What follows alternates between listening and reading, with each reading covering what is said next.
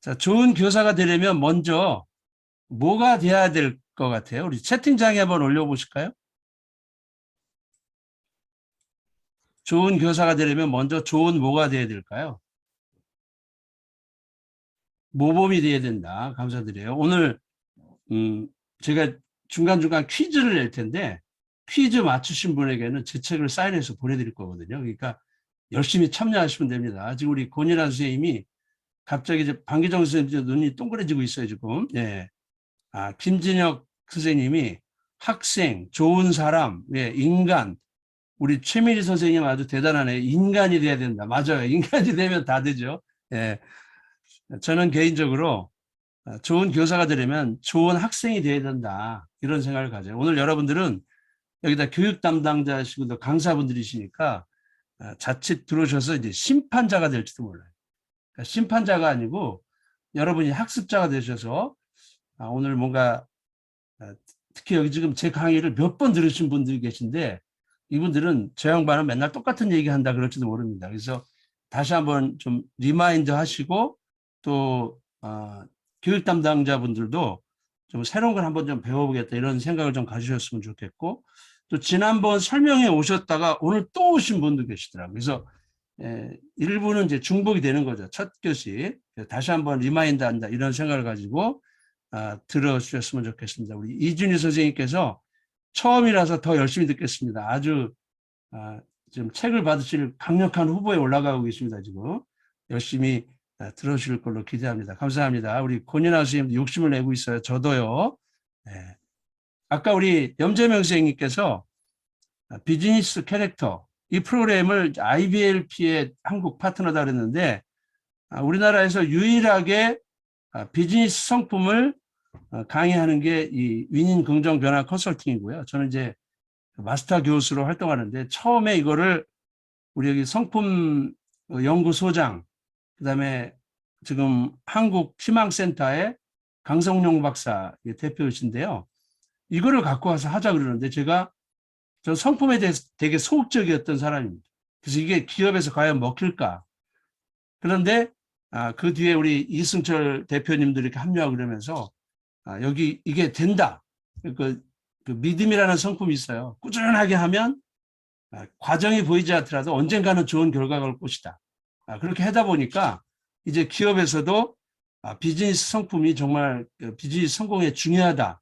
이런 인식을 가지고 좀 확산이 되는 추세에 지금 코로나가 딱 와버렸어요. 그래서 지금 코로나만 끝나면 많은 곳에서 이제 할 계획을 갖고 있거든요.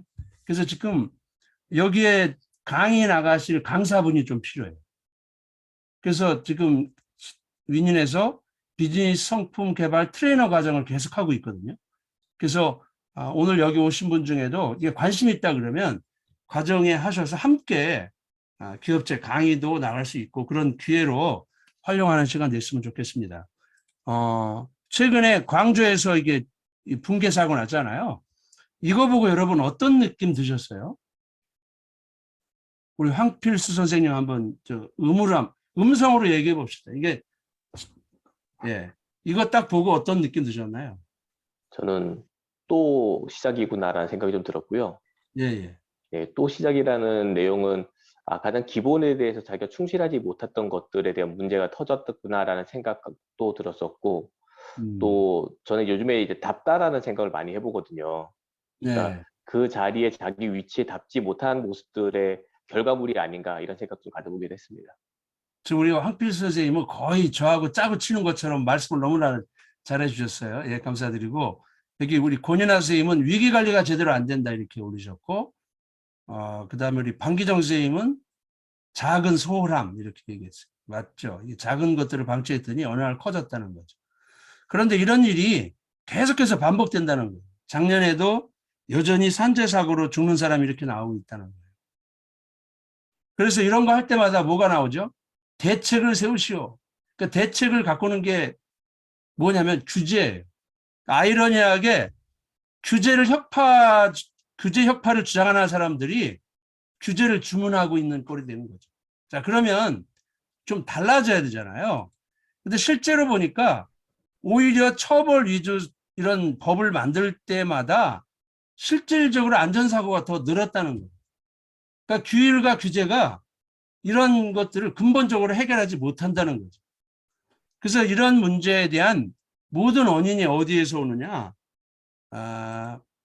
겉으로 드러난 문제, 이걸 이제 표면적인 문제라고 그러는데, 예를 들면 산업재해가 증가한다, 사망사고가 늘어났다 그러면 그냥 겉으로 볼 때는 근무 환경이 열악하다 이렇게 생각한다는 것이죠.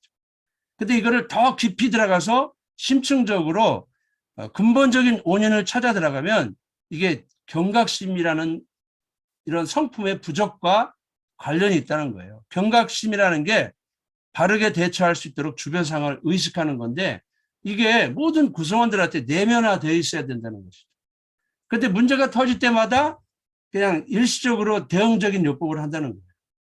그래서 이런 것들을 또 이제 보여주는 사례가, 최근에 오스탐 임플란트가 뭐 상상하기가 어려워요. 우리나라 자본주의 역사에 아마 가장 최고 금액의 좀 횡령이 되지 않나 이런 생각이 드는데, 뭐 거의 2천억 정도, 간이 보도 뭐 엄청나게 본 것 같아요. 저희가 그 IBLP 성품이 총 49가지가 있거든요. 여기에 보면 정의라는 성품이 있어요. 정의는 깨끗하고 바르고 진실된 것을 지키기 위해서 개인의 책임을 다하는 겁니다. 이런 정의의 성품이, 이게 정말 계속해서 강조하고 시스템화하고 훈련이 되어 있더라면 이런 일은 벌어질 수가 없는 거예요. 그리고 애초에 이런 사람을 뽑지 말아야 됩니다. 사실은 제대로 되지, 성품이 겸비되지 않은 사람들을 뽑아놓고 조직에 끼치는 해악이 어마어마하다는 것이죠. 그래서 이런 것들을 보면 겉으로 이게 드러나는 문제가 있잖아요. 이런 문제들의 그 뿌리, 쓴뿌리에 가면 우리 각 성품마다는, 성품은 좋다 나쁘다라고 할 수 있는데 반대 성품이 있어요. 이러한 쓴뿌리에 해당하는 이러한 것들이 겉으로 드러나는 것이다. 그런데 문제가 생기면 야 교육해 이러잖아요. 그래서 교육하면 문제가 해결됐다고 생각하지만 여전히 계속해서 벌어진다. 그래서 여기에 제대로 뿌리를 튼튼하게 만들어줘야 되잖아요. 그게 바로 뭐냐면 이 좋은 성품이에요. 그러니까 여기 지금 반대 성품들을 제가 나열하고 있는데, 이러한 성품들을 지속적으로 개발해가지고 뿌리를 튼튼하게 하면 열매도 건실한 열매가 맺힌다는 것이죠. 그런데 우리는 어떠냐면 이 겉으로 드러난 서페이스 레벨, 여기에 집중하는 일이 얼마나 많냐요.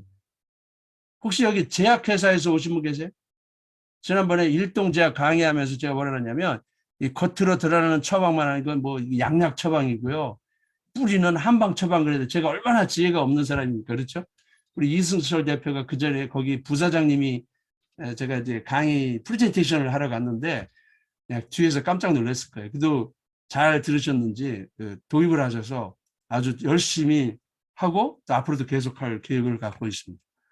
이 뿌리에 해당하는 이 성품이 필요하다는 거죠. 그러면 이제 성품을, 이제 정의가 어떻게 되냐면 어떤 대가를 치르더라도 옳은 것을 선택하려는 내적 동기입니다. 우리 지금 잠깐 한번 외워볼까요, 우리? 성품이라는 것을 암기만 해도 저는 성품 레벨이 높아진다고 생각해요. 그래서 제가 요걸 잠시 한번 가려볼 테니까 똑같이 한번 채팅장에 한번 올려보실까요? 자, 어느 분이 제일 먼저 올려놔 보겠습니다. 자, 채팅장에 한번 올려보실까요? 자, 외우셨으면 올려보세요. 우리 여기 제일 먼저 올리신 분이 어느 분이시죠? 권일환 선생님 진짜 오늘 어마어마하네요. 이 리액션 챔피언. 아주 훌륭한 교육생으로서 강의도 잘하시겠는데요. 예, 감사합니다. 우리 지금 여기 김진혁 박사님도 얼마나 급했으면 다치지 못했는데 오타 막 올리셨어. 그러니까 그래도 오시자마자 암기한 거 보니까 머리가 역시 좋으시구만. 아주 오늘 감사드립니다. 우리 하수민 선생님, 우리 하수민 선생님이 성품 교육을 받아보셨나요? 음성을 한번 답해 보시죠. 아니세요? 감사드려요. 아직 안 받았고 지금 운전 중이라. 운전 중인데 이게 이렇게 어떻게 입력이 되죠? 네, 지금 잠깐 차 세웠습니다. 대단하시네요. 너무 감사드려요. 오늘 되게 열성적이시네. 이게 IBLP의 정의거든요. 자, 그러면 여기에서 우리 성품을 한번 주목해 보시죠. 성자에 앞에 들어가는 그 변수 있잖아요. 이게 뭐죠? 이게 마음심자. 그렇죠? 그 다음에 품은 입구가 몇 개입니까? 입구가 3개죠. 그러니까 성품은 마음에서 시작해서 말과 행동으로 나타나는 거예요. 그러니까 이 사람이 성품이 좋은 사람인지 뭘 보면 알 수 있다? 그 사람 말하는 거, 행동하는 거 보면 알 수 있는 거죠. 그러면 여기서 어떤 대가를 치른다는 게 뭘까? 그래서 성품이 좋은 사람을 이 품격 있는 사람이라고 합니다. 자, 어떤 대가를 치른다. 이것은 이런 의미죠. 좀 불편하더라도, 불이익을 받더라도, 손해를 보더라도, 그리고 누가 보지 않더라도. 사실은 여기서 이 중요한 게 누가 보지 않더라도. 앞에서 다 좋은 척하죠. 오늘 여러분 다 좋으신 분이에요. 그런데 진짜 여러분이 성품이 좋은지는 어디서 나타나느냐? 어쩌면 여러분 가정에서 나타날 거예요. 이 가정은 우리 인간의 죄된 모든 속성이 다 드러나는 거죠. 그러니까 남들이 안 보고 있어요. 그러니까 익숙하다 보니까 자기의 모든 게 막 거기서 드러나는지도 모르죠. 그 다음에 돈이 더 들더라고요. 저는 이 중에 제일 마음에 드는 게 누가 보지 않더라고요. 우리 가끔 가다 TV 이런 데서 많은 사람들한테 기대를 모았는데 어느 날 실망시키는 사람들이 어떤 사람인가요? TV에서 볼 땐 너무나 괜찮은 사람이었잖아요. 근데 우리가 안 볼 때 그 사람이 그랬다는 것이 세상에 폭로될 때 우리 막 실망하잖아요. 우리가 지금도 뭐 그런 건 많이 보고 있죠. 그래서 이런 말이 있거든요. 자, 우리 그러니까 소리가 안 들려도 한번 낭독을 해보겠습니다. 다 같이 시작. 성품이란 보는 사람이 없다고 생각할 때 우리가 행한 것이다. 최근에 기업마다 ESG 경영이 되게 이제 활성화되어 있어요. 그러니까 ESG 안 하면 안 될 것 같으니까 모든 기업들이 사업계획서에다가 ESG가 안 들어간 기업이 하나도 없어요. 그런데 가끔 뉴스에 나오는 거 보면 너무나 우리를 실망시켜요. 이 사람이 진짜 그 경영자가 ESG 경영을 그렇게 강조했는데 그 사람마저 이렇게 하잖아요. 그게 뭡니까? 표방은 했지만 실제로 남들이 안 볼 때 그 사람이 한 행동은 아무것도 달라진 게 없는 거예요. 그러니까 근본적인 성품의 변화가 있어야 되겠다. 그래서 유사한 용어가 있는데 이 성격, 뭐 여러분들은 여기 뭐 다 강의하시고 교육을 많이 하셨으니까 성격은 고정화돼서 잘 변하지 않는다. 이거 통상 다르다 이렇게 표현되죠. 이 성품은 개발이 가능하고요. 이건 옳다 그르다로 평가돼요. 그러니까 좋은 성품이 있고 나쁜 성품이 있는 거예요. 그 다음에 이제 평판. 이 평판은 남들이 나에게 뭐라고 해주는 거예요. 근데 이게 틀릴 수도 있어요. 맞을 수도 있어요. 근데 많은 사람들은 평판에 의존하려고 그래요. 왜 그러죠? 잘 모르기 때문에.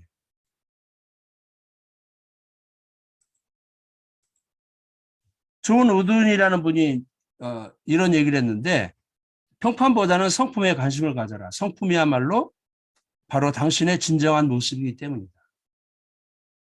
이분이 리더십에 관한 어마어마한 그 메시지를 많이 남기셨는데 제가 제일 마음에 드는 것 중에 하나가 이 말이에요. 그러니까 그 사람의 진짜 모습은 성품이라고 하는 거죠. 사람들이 저를 볼 때 아니면 우리 여기 오신 선생님들을 이렇게 바라볼 때요. 뭘 보고 여러분에 대해서 얘기하죠? 자, 우리 채팅창에 한번 올려보실까요? 예를 들면 그 사람은 어느 학교 나왔어? 이런 거 물어보잖아요. 그런 거 관심 갖잖아요. 한번 올려보시죠. 외적 환경? 네, 그렇죠. 외적 환경. 외적 환경 중에 뭐 구체적으로 한번 표현해 보시죠. 다 한번 올려보시죠. 무지 많잖아요. 학벌, 주소, 나이, 성별 한 방에 4방을 터뜨리시네요. 방기정 선생님. 그 다음에 권인환 선생님 또 그랬더니 금방 3개 올리셨어요. 외모, 어디 출신이냐, 직장. 우리 조부경 선생님은 제가 궁금한데 지금 소속이 안 보이시거든요. 그래서 조부경 선생님은 어떤 일을 하고 계신가요?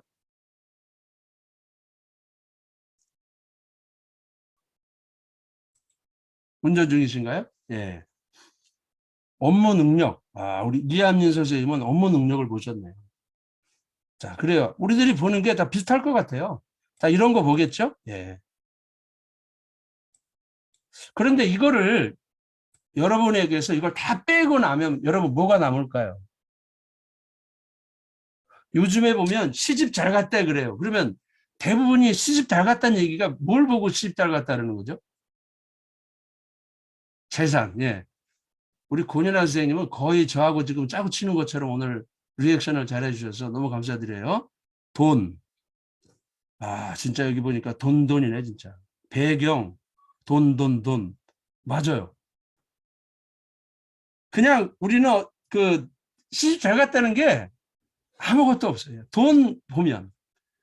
아, 이런 얘기해도 되는지 모르겠는데, 저 청년 시절에 저를 좋아했던 여자분이 있었어요. 제가 안 좋아해가지고 거절했는데, 나이가 들어가도록 결혼을 안 하는 거예요. 제 마음속에 되게 그 미안한 마음도 있고 막 그랬는데, 작년에 결혼했어요. 나이가 지금 이제, 제 나이를 밝힐 수가 없네. 예, 나이가 제법 돼요, 제가. 예. 근데 결혼을 했는데, 그 재혼하신 남자는 재혼이에요. 근데 사람들이 뭐라냐면, 결혼 잘했대 그래요. 뭐가 결혼 잘한 거예요? 그랬더니, 그 사람이 사업을 해서 돈을 많이 벌었다는 거예요. 그러니까 우리가 모든 기준이 돈이에요. 제가 아는 분의 그 사업 파트너 중에 한 분은 구남매를 두셨어요. 구남매를 뒀는데, 그러다 보니까 그냥 자식들이 막 그 집 자식하고 결혼할 사람이 무지 많은 거예요. 근데 이분이 사업이 부도가 났습니다. 그러니까 부도가 나가지고, 그 재산을 이제 숨겨놓으려고, 하나라도 좀 남겨놓으려고 부인한테 줬답니다. 그런데 그때 밝혀진 게 혼외자가 밝혀졌어요. 남편의. 그러니까 여자 재산 일이 지금 다 와 있는데 혼외자가 밝혀지니까 남편한테 재산을 주겠어요, 안 주겠어요? 우리 저기 방기정 선생님 같으면 주실래요, 안 주실래요? 우리 박현숙 선생님 어때, 주셔요, 안 주셔요? 여기 보니까 안 줘요, 절대 줄 수 없습니다. 여기 지금 남자도 이준희 선생님도 절대 줬던 것도 뺏을 뻔. 그렇죠. 예. 그냥 안 주는 거예요. 그러니까 남편이 또 화가 났어요. 그러다가 너무 화가 나서 옆에 있는 뭐를 들고 쳤는데 부인이 죽어버렸어요. 더 불행한 것은 그 뒤에 자식들 9명 중에 5명이 이혼했다는 거예요. 그러니까 그걸 딱 보면서 이 사람들은 돈을 보고 결혼한 것 같다. 너무나 불행한 가정. 실제 있었던 일. 저기 어디 안산에 있는 무슨 공단에 있었던 얘기인데요. 안타까운 거죠. 사실은 살다 보면 위기가 올 수 있어요. 근데 그 위기를 이겨내는 힘이 사실은 좋은 성품이거든요. 특히 성품은 위기 때 알아볼 수 있는 거죠. 그래서 성품이 정말 중요해요. 저는 이분이죠. 밀라 논나라는 분 아시죠? 이분이 우리나라의 명품 1세대를 여신 분이에요. 그 패션 유학 1세대. 지금 70이 넘으셨는데 요즘에 뭐 어마어마한 그 영향력을 발휘하고 유튜브 하시는데 이분이 하시는 말씀이 그냥 본인이 명품이면 되지. 근데 겉으로 명품 들고 다니면 내가 명품이 되냐. 속은 아주 안 좋은 성품을 갖고 있는 거예요. 당신이 들고 있는 명품은 당신이 아닌 거죠. 자, 여러분 사진이란 뭐라고 생각하십니까? 자, 우리 채팅장에 한번 올려볼까요? 우리 권인아 선생님이 저는 당근마켓 애용자 좋습니다. 예. 추억이다. 감성. 예. 사실의 반영. 인생의 기록. 기억. 저는 사진이란 버리는 것이다.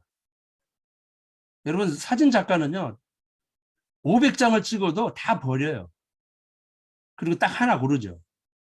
어쩌면 우리 성품이 내가 가지고 있는 거 다 떼어냈을 때 마지막 남는 게 내가 아닐까. 그게 바로 성품이라는 것이죠. 그러니까 최후의 바닥에서도 보여줄 수 있는 게 이 사람의 존귀함을 보일 수 있는 게 성품이라는 거죠. 자, 그런데 이게 이 성품이라는 게 이 디지털 트랜스포메이션 시대에 되게 구태의연해 보일 수 있다는 거예요. 즉 우리가 살아가는 시대를 이제 빅 블러의 시대, 블러라는 게 심의하다는 거잖아요. 그러니까 이게 무슨 의미냐? 이 산업의 경계가 막 사라진다는 거예요. 최근에 국내 은행장들한테 질문을 했어요.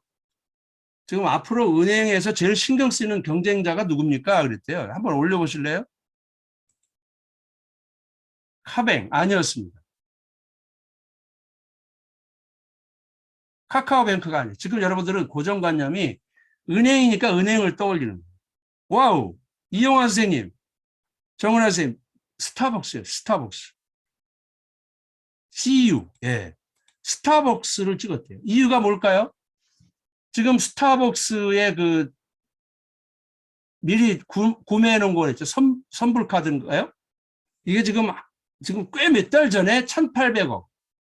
전 세계적으로 2조 2천억. 그러니까 이 스타벅스가 이런 역량을 가지고 어디를 튈지 알 수가 없어요. 그러니까 우리의 경쟁자가 어디서 튀어나갈지 알 수 없는 이런 빅블러의 시대에 살아간다는 것이죠. 그래서 이러한 때에 이 혁신을 해야만 생존한다는 얘기 많이 하잖아요. 근데 혁신의 키가 뭐냐 이거예요. 혁신의 키는 시간이 없어서 그냥 상상력과 창의력이에요. 사람들은 기술을 떠올려요. 기술보다 더 중요한 건 상상력과 창의. 그러니까 이 4차 산업혁명을 하는 사람들은 이구동성으로 4차 산업혁명의 핵심은 기술이 아니라 사람과 문화라는 거죠. 그러니까 이런 사람 그리고 마음껏 상상하고 창의력을 발휘할 수 있는 문화를 주는 게 중요하다는 거예요.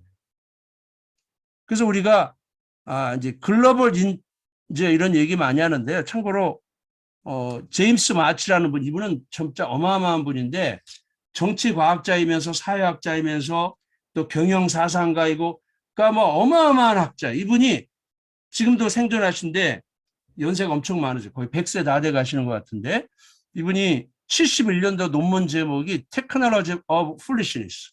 어리석음의 기술이 필요하다. 도대체 이게 무슨 얘기일까? 지금까지는 분석, 예측, 기획을 잘하는 사람이 인재였다면 앞으로의 시대는 인투이션, 직관과 꿈꾸고 상상력이 뛰어난 사람이다. 이런 얘기를 51년 전에 하신 거예요. 이게 논문 제목이에요. 그때만 해도 이게 봉창 두드리던 소리였는데 지금은 이게 전부 다 동의가 되시잖아요. 예. 또 이렇게 환영의 글까지 올려주셔서 감사합니다. 그래서 이러한 시대에 세 가지 역량이 필요하다는 거예요. 첫 번째가 전문성. 그러니까 전문성은 이게 없으면 그냥 작은 위기가 오면 그냥 흔들려 버리잖아요. 나를 지켜낼 수가 없어요. 그런데 전문성 위에 지금 말씀드린 창의성이다. 이게 조벽 교수가 하는 얘기예요. 그러니까 창의성은 일을 주도하는 능력이에요. 그러니까 일은 잘하는데 전문성은 뛰어난데 창의성이 없으니까 일을 주도할 수가 없어요. 그러니까 전에 하던 거 그대로 하고 시키는 대로 그대로 한다. 이거예요. 그런데 이 두 가지만 가지고도 부족하다. 참고로 글로벌 인재라는 게 뭐냐면 원칙적인 의미, 사전적 정의로는 전 세계 어디 가나 통하는 인재예요. 그런데 이걸 조벽 교수는 더 구체적으로 정의하는데 내가 가진 것보다 더 큰 의미와 가치를 창출하는 사람. 그러니까 내가 가진 게 능력이 100이면 500, 1000을 만들어내는 사람이라는 거죠. 그게 가능하려면 뭐가 필요하냐? 그분은 우리는 성품이라는 용어를 쓰지만 그분은 인성이라는 용어를 써요. 그래서 그분이 말씀하시는 게 천지인입니다. 인성이라는 것이죠. 인성은 모두 함께 더불어하는 능력이에요. 그리고 이거는 일을 할 수 있게 만들어주는. 이제는 지식이 폭발하는 시대에는 나 혼자 똑똑해서 내가 문제를 해결할 수 있는 게 하나도 없어요. 그러니까 누군가와 함께 일을 해야 되고 누군가가 나를 도와야 되는데 그 능력이 바로 인성이라는 거예요. 그게 바로 성품이라는 거예요. 그러니까 성품이 없는 사람은 무능력자가 되는 거죠. 이게 조백 교수의 정의인데 우리는 이제 비즈니스 성품을 갖고 오신 것이고요. 그분은 주로 보니까 일반인을 상대로 그 부인이 감성 코칭 하시는 분에 같이 협강을 많이 다니시더라고요. 근데 저희는 이거를 이제 일반인 대상은 거의 안 하고요. 최근에 지금 강성용 장로님이시거든요. 그 교회에서 지금 장로님들, 목사님들 대상으로 성품 교육을 지금 하고 있는데 정말 놀라운 일이에요. 우리나라 교회에서도 이런 프로그램을 하고 있다는 게. 예. 아무튼 간에 저희들은 이제 비즈니스 오리엔티드로 하고 있는데 이게 아마 이쪽에서 정착이 되면 다양한 분야로 우리가 확산해 나가서 지금 우리 여기 이승철 대표는 전국에다가 이 캐릭터 센터를 만들겠다는 거예요. 그래갖고 지역별로 한국 리더십 센터가 옛날에 지역별로 이렇게 한 것처럼 그런 원대한 꿈을 갖고 지금 실천하고 있어요. 그래서 앞으로 많은 분들이 여기에 좀 참여할 수 있도록 여러분들이 좀 함께 해주셨으면 어떻겠나 그런 생각이 들어요. 자, 이제 고독한 영웅의 시대는 지나요. 옛날에는 슈퍼치킨 그냥 한 사람만 있어도 되던 시절이 있었잖아요. 이제 그런 시대는 지나갔어요. 그리고 한때는 우리가 팀워크를 얘기했는데 요즘에는 이제 팀워크는 구닥다리 용어가 돼가고 있어요. 이유가 뭐냐? 팀은 언제든지 해쳤다 뭐했다를 반복해요. 그러니까 팀워크는 이 고정된 팀을 전제로 하는 거예요. 그러니까 언제든지 다른 부서 사람들, 심지어는 외부 사람들하고 남들하고 협업을 할 줄 알아야 돼요. 그래서 티밍 능력이 중요한데 이 티밍의 이제 핵심이 뭐냐? 당신 이번에 협업하는데 누구하고 하고 싶어? 한번 골라보시지 할 때 여러분이 여기에 뽑힐 수 있어야 되잖아요. 또 그런 직원들이 돼야 되잖아요. 그래서 이런 연구를 좀 해봤어요. 전 세계 직장 내 인간관계에 관한 1만여 편의 논문을 연구한 결과가 있는데 협업 파트너를 정할 때 함께 일하고 싶은 사람은 누굽니까? 여기에 제일 많이 나온 답은 무엇이었을까요? 자, 이거를 맞추신 분께 채팅장에 제일 먼저 맞추신 분께 책을 보내드립니다. 사인해서. 자, 올려보십시오. 협업이 잘 되는 사람. 와, 고은아 선생님은 소통이 잘 되는 사람, 능력자, 성품 좋은 사람. 우리 김규환 선생님 이렇게 오늘 성품 얘기하니까요. 성품 얘기하다 보면 언젠간 하나 걸릴지 몰라요. 그러니까 예, 성품이 좋은 사람, 함께 있으면 즐거운 사람, 말을 잘 들어주는 사람. 지금 비슷한 분이 나왔거든요. 거의 똑같이 나오신 분이 있는데 이따가 봐서 그게 안 나오면 제일 근접한 분을 할 것. 우리 지금 권일환 선생님 표정은 본인이 거의 맞췄다고 확신하는 듯한 분위기예요. 공감 능력자, 신규식과 같은 사람. 와, 여기 신규식 선생님 아주. 신규식 선생님 잠깐 저 음성 좀 켜보세요. 지금 켜셨는데 저 갑자기 좀 인터뷰 좀 해보고 싶네요. 음성어 해제 한번 해보실래요? 예, 말씀이 안 되나 봐요. 성장시켜주는 사람, 의견을 잘, 김참배와 같은 사람. 이거 아주 되게 마음이 약해지고 있습니다. 제가 지금. 나를 인정해주는 사람, 재밌는 사람. 자, 나왔어요. 이제 그만하겠습니다. 와우. 정답이 나온 것 같아요. 여기 최강희 선생님 즐겁게 일할 수 있고 나의 성장을 두구두구두구 막 이렇게 올리셨는데 이거는 지금 거의 다 똑같은 분이 있는데 제일 근접하신 분이 여러분이 한번 판정해 보세요. 결론은 이거였습니다. 함께 일하면 즐겁고 행복한 사람. 그리고 여기 지금 제일 가까우신 분이 누굴까요? 우리 최강희 선생님도 비슷하고 행복한 사람. 예. 우리 여기 보니까 정확히 맞추셨네요. 하수민 선생님. 자, 박수 한번 해주시죠. 와우. 우리 하수민 선생님은 그 책 받으실 주소를 채팅장에 올려주세요. 또 윈윈의 직원은 좀 적어주시고요. 예, 감사합니다. 자, 그러면 어떤 사람이 함께 일하면 즐겁고 행복해요? 성품이 좋은 사람. 성품이 개떡 같아. 그 사람하고 일하고 싶지 않겠죠? 예. 최근에 이제 우리나라 K 콘텐츠가 지금 되게 주목을 받고 있잖아요. 그래서 이제 외국 신문에서는 뭐 아예 K 콘텐츠 전문 기자가 있는데 그들이 K 드라마가 왜 이렇게 뜨느냐. 그래서 이렇게 보내가지고 가끔 외국 신문에 기사가 나는데 보니까 여기 뭐 타인에 대한 배려, 겸손 뭐 이런 거 얘기하고 있더라고요. 저 이걸 딱 보면서 이런 생각을 했어요. 야, 좋은 성품이 바로 글로벌 스탠다드 아닌가. 그러니까 좋은 성품은 사실 우리가 지금 하는 성품이 외국에서 갖고 왔잖아요. 그러니까 이게 전 세계 통하는 거예요. 그러니까 글로벌 인재가 되려는데 아주 베이직이 이게 성품이 기반이 돼야 된다는 거예요. 그런 사람은 어디 가나 통한다는 거예요. 우리 방기정 선생님 음성 가능하세요?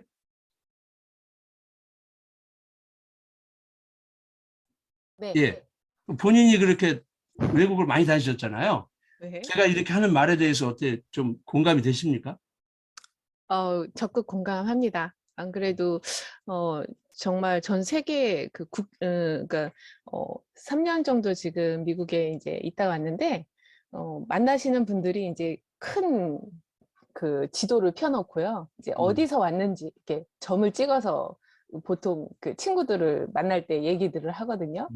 그럴 때마다 전 세계의 지도가 내가 몰랐던 나라도 있구나 할 정도인데 이제 거기서 느낀 거는 사람 사는 건 정말 다 똑같다. 그리고 지금 말씀하셨던 그런 배려와 겸손, 그리고 또 국적에 상관이 없이 그런 뭐 그 연민, 연대의식 이런 것들이 참 중요하다는 생각을 했고, 우선 한국 분들은 그런 면에 있어서는 굉장히 선진국이다 이런 생각을 많이 했습니다. 아우, 예, 감사합니다. 오늘 제가 주장하는 거에 대해서 우리 이순철 대표님은 좀 켜놓고 박수라도 좀 크게 쳐줘야 될 것 같은데. 네, 감사합니다. 예, 지금 제가 전혀 짜고 친 거 아닙니다. 예.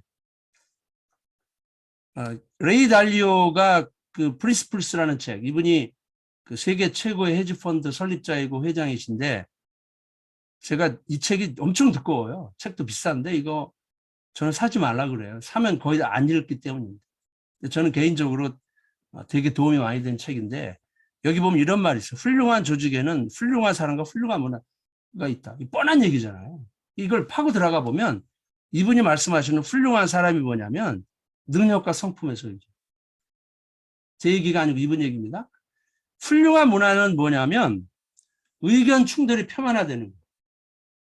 그러니까 생각들이 막 충돌하는 문화를 만들어요. 그래서 갈등으로 가는 것이 아니고 문제가 해결이 되고 계속해서 창조적인 성과를 내는 문화가 필요하다는 게 이분의 주장이에요. 그런데 저희 성품 개발에는 바로 이런 게 있어요. 뒤에 가면 오늘은 여기서 다루지는 않는 건데요. 어필링, 호소하는 거. 우리 대한민국은 지금 단군일에 가장 진짜 교육을 많이 받고 역사상 똑똑한 사람들을 뽑아놓고 정말 안타깝게 입을 다물게 하고 있어요. 그러니까 입을 열게 만들어야 돼요. 그런데 이 어필링 하는 사람은 기분 나쁘지 않게 할 줄 알아야 돼요. 그 다음에 그걸 듣는 사람은 이 직원이 나에게 호소할 때 여기에는 진실이 있다. 이런 믿음을 갖고 들어줘야 돼요. 지금 대한민국이 혁신 기업으로, 혁신 국가로 나아가는 데 있어서 제가 볼 때는 가장 해결해야 될 과제가 이런 것이 아닌가. 그러니까 이런 과정이 이 성품 교육 과정에 다 있다는 겁니다. 그 얘기는 여기서 이제 그냥 있다는 얘기만 하는 겁니다. 시간 관계에서. 그 다음에 이제 인사 관리의 원칙도 과거에는 적재적소였어요. 적재적소라는 게 뭡니까? 여기 지금 한 자리가 비어 있는데 그럼 이거 경험해 본 사람 중에 누가 잘하지? 그 사람 앉혀놓으면 되는 거였다는 거죠. 그런데 이제 기술이 너무나 빨리 변하다 보니까 4, 5년 단위로 내 일이 전혀 새로운 일을 해야 되는 시대가 오고 있는 거죠. 이 적재적소가 안 통해. 결국은 사람을 보는 관점이 하나밖에 없어져요. 그게 바로 뭐냐면 일과 사람을 보는 태도. 이건 제 얘기도 아니고요. 그 초격차라는 책을 쓰신 권오현 부회장님 책 있죠. 그 안에 나오는 얘기예요. 제가 성품 강의라고 했는데 그분 책을 딱 읽는데 이분이 그 얘기를 하는데 와, 이게 이런 분 나오면 이제 천군만마를 얻는 느낌이 들잖아요. 그러니까 성품이 유일한 기준이라는 거예요. 사람을 보는 기준. 우리가 가진 능력을 전부 발휘하려면 성품을 개발해야 된다. 그렇습니다. 내가 능력이 되게 출중한데 성품이 안 좋으면 내 능력을 발휘할 길이 없어요. 근데 비즈니스 성품에 대한 오해가 있죠. 좋은 사람 되자는 거 아닌가? 우리는 좋은 사람이라는 말이 별로 안 좋은 어감이에요. 왜? 사람은 좋은데 이거 되게 위험하잖아요. 두 번째, 뻔하다. 별것 아니다. 그런데 여러분, 성품이 뻔하지 않습니다. 아는 것과 그대로 사는 건 별개인데 그대로 사는 게 되게 어려운 일이에요. 그래서 성품을 강조하고 개발할 수 있도록 지속적으로 교육하고 훈련시켜야 된다는 것이죠. 그 다음에 마지막은 비즈니스 성과에 도움이 되냐 이거예요. 그런데 우리들이 다루고 있는 이런 성품들은 비즈니스 성품에 당연히 도움이 되는 거죠. 그래서 우리 성품 교육의 목표는 내가 그저 좋은 사람 되는 것이 아니라 유용한 인자가 되는 겁니다. 그런 대표적인 사례가 이 킴레이사인데요. 이 회사가 산업용 밸브를 만드는 회사인데 옛날에 이제 석유 시추 산업 발달하고 그러면서 물건이 없어서 못 파는 거예요.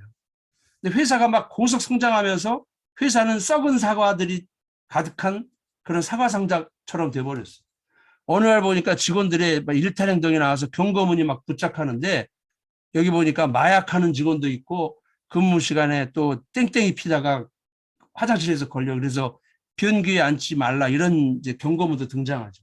그때 이 회사의 CEO가 2년간 성품 교육을 집중적으로 했는데 이런 성과가 나왔다는 겁니다. 그래서 다른 회사가 그거 어떻게 이렇게 회사를 바꿨어요? 우리가 성품 교육을 했거든요. 그럼 우리 교육도 좀 해주실까요? 그래가지고 그러면 아예 우리가 성품 교육 전문 회사를 만들자. 그래서 만들어진 회사가 캐릭터 퍼스트고요. 그 프로그램이 지금 우리가 이제 하고 있는 겁니다. 그래서 이게 지금은 전 세계 34개국에 나가 있고 대한민국은 다른 나라에 비하면 좀 늦게 온 편인데 그거를 우리 윈윈에서 눈을 뜬 거예요. 그래서 지금 유일한 파트너가 된 겁니다. 그 다음에 이제 저는 그동안 교육을 성과로 담보해야 되려면 저는 개인적으로 이 연수원 교육이 현장으로 가야 된다. 이제 집합교육의 종말 시대가 오고 있어요. 코로나가 더 당긴 것이 아닌가 생각해요. 인력을 쩌스트로 쓰다 보니까 집합교육에 보낼 사람이 없어요. 그 다음에 계층별 교육의 종말.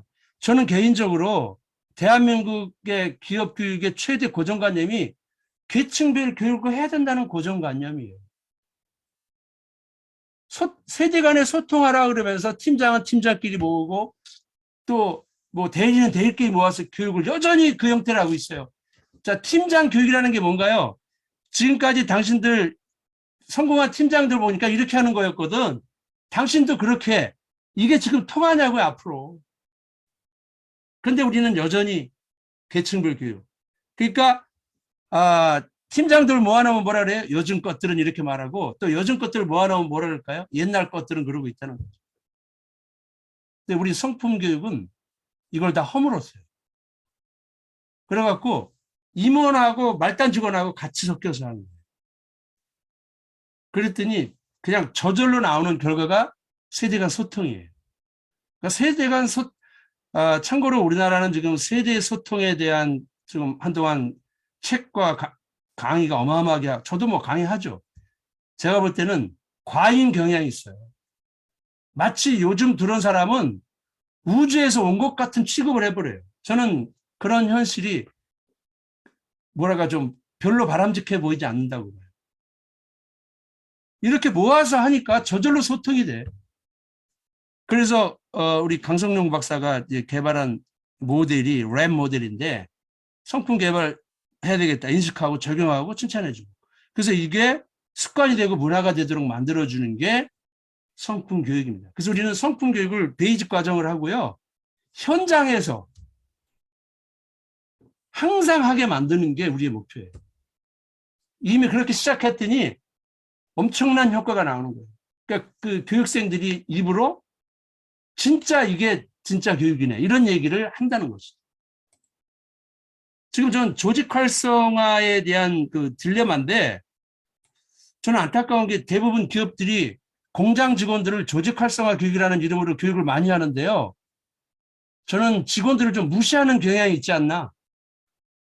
교육해달라 해서 뭐라는지 무슨 얘기를 많이 하냐면 그냥 이런 얘기를 많이 들어요. 재밌게만 해주세요.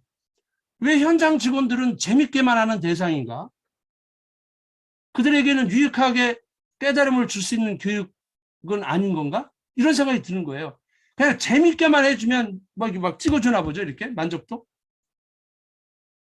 그거를 깨고 저희가 롯데칠성에서 이 성품 교육을 조직 활성화를 했어요. 그런데 거의 그 기적과 같은 일이 벌어졌어요. 이분들이 너무 좋아하시고 수준 있는 교육을 받으면서 또 실제로 삶에 적용하니까. 그래서 어떻게 했느냐면 원데이로 롯데그룹 연수원에서 뭐 공장장부터 말단까지 다 하고요. 그 다음에 성품 하나씩 정해서 훈련을 직접 하는데 이때 공장에서 현장에서 하는 건 뭐냐면 이론이 아니고 삶에 적용하는 행동 중심으로 하는 거예요. 그러니까 이번 주에는 이러이러한 거를 삶에서 실천해 봅니다. 그거 알려주고 다음 주에 모이면 적용한 것을 보고하는 거예요. 그러니까 이제는 학습자끼리 서로 학습이 일어나는 거예요. 그런 모습을 지켜보면서. 이 공장장님이 되게 권위적이셔갖고 이런 거 하는 거 되게 어색해 하셨는데 결국은 이분이 안 할 수 없잖아요. 하다 보니까 공장장을 어려워하던 직원들도 공장장을 이해하게 되고 또 공장장도 직원들을 이해하는 그런 성과가 나왔어요. 그래서 인터뷰를 했어요. 우리 유니온에서 한번 보도록 하겠습니다. 소리 들리세요?